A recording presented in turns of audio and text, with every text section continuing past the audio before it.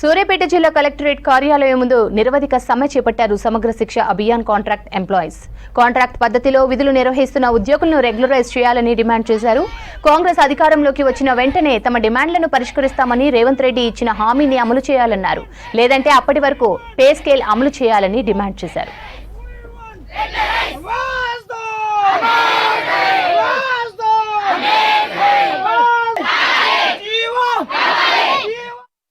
గత ప్రభుత్వంలో మాకు సరైన కోరికలు నెరవేరలేదు అని చెప్పేసి మేము ప్రభుత్వాన్ని తీసుకురావడం జరిగింది. కాంగ్రెస్ ప్రభుత్వానికి మా పూర్తి మద్దతు తెలియజేసి మేము గవర్నమెంట్ నిలబెట్టుకోవడం జరిగింది.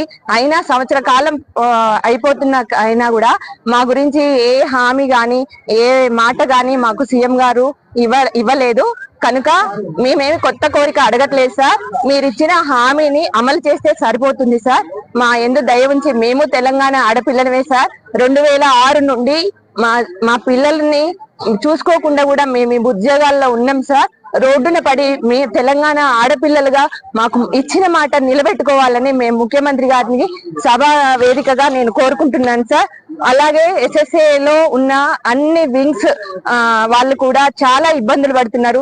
2006 నుండి చాలని జీతాలతో మాకు కూరగాయలకు కూడా ఇంట్లో సరుకులకు కూడా సరిపోని జీతాలతో మేము అనుభవిస్తున్నాం సార్. ఆ రోజు మేము ఉద్యోగంలో జాయిన్ అయినప్పుడు గవర్నమెంట్ టీచర్ కి రెగ్యులర్ టీచర్ కి ఎంత జీతం ఉందో మాకు అంతే జీతం ఉంది సార్. కానీ ఇప్పుడు వాళ్ళు వేలల్లో లక్షలలో జీతాలు తీసుకుంటుంటే అదే 20,000తో మేము ఫ్యామిలీని రన్ చేయలేక ఈ రోజు టెంట్ కింద కూర్చోవాల్సి వచ్చింది సార్. తన ట్విట్టర్ అకౌంట్ ద్వారా కూడా మా సమగ్ర శిక్ష ఒప్పంద ఉద్యోగులందరినీ మిమ్మల్ని మీ యొక్క సమస్య మాకు తెలిసినది, మా దృష్టిలో ఉన్నది, మేము రాగానే మీ సమస్యని ఛాయ్ తాగే లోపల పరిష్కరించి మిమ్మల్ని సంతోషంగా ఇంటికి పంపుతామని ఆనాటి PCCO గారు ఉన్నటువంటి నేటి ముఖ్యమంత్రి వర్యులు గౌరవనీయులు మాన్యులు శ్రీ ముఖ్యమంత్రి రేవంత్ రెడ్డి గారు మరి ఇచ్చి సంవత్సరం అయింది ఈ మాట ఇచ్చి మరి నేటికి సమగ్ర శిక్ష ఉద్యోగుల యొక్క ఆవేదన మీకు